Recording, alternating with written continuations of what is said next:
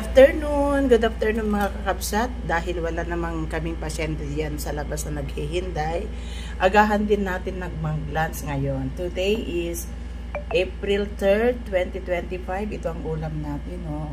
Sarap. Niluto ko po kanina yan. Merong cauliflower, merong patani, at kung ano-ano pa. Pasok! Di ba nagpasa ka ng dumi sa ano? So, ayan. Kakain na po tayo.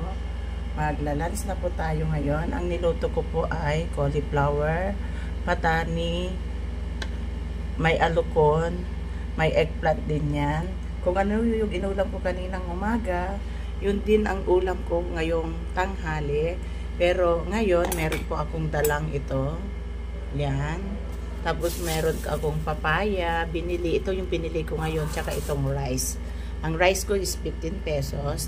Ang papaya ko ay 25 pesos. So, 40 pesos lang ang gastos ko ngayon dahil may baon po ako. Share ko lang.